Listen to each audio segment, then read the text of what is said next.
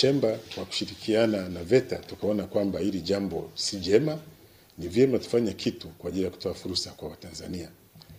Kwa hiyo mwaka 2008 tukaanza maongezi na VETA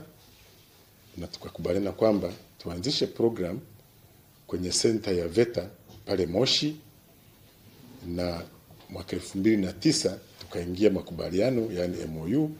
na kuanzisha hiyo program ambayo tuliita Integrated Mining Technical Training ama kwa kifupi IMTT, ambayo ni program ya miaka mitatu inawanoa vijana wakitoka pale kwa kuzingatia mafunzo ya vitendo na mafunzo ya nadharia, na field wanazokwenda migodini wanakuwa wametoka pale wameiva kabisa kwa kuwa na sifa ambazo migodi inahitaji. Kwa hiyo tulianza hiyo program ya MTT mwaka 2009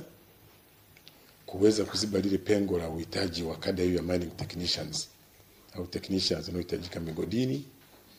na tukawa na program 5 ambazo tulidhani ndio zilikuwa zinahitajika kwa wingi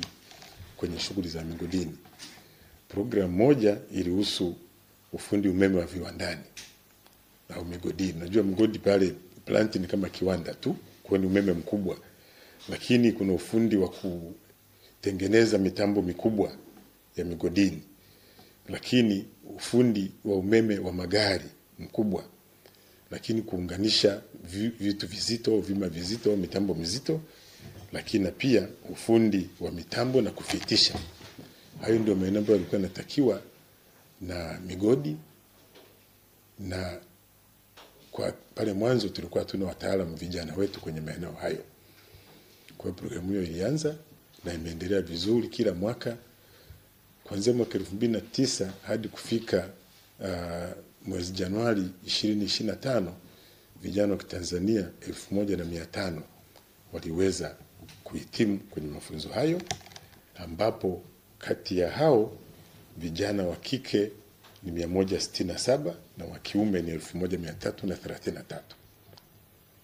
Na kupitia programu hiyo tumeweza kumaliza kabisa uhaba wa wataalamu wa hiyo kada ya technicians kwenye migodi, na wakajaza nafasi na ikabidi sasa waajiriwe na maeneo mengine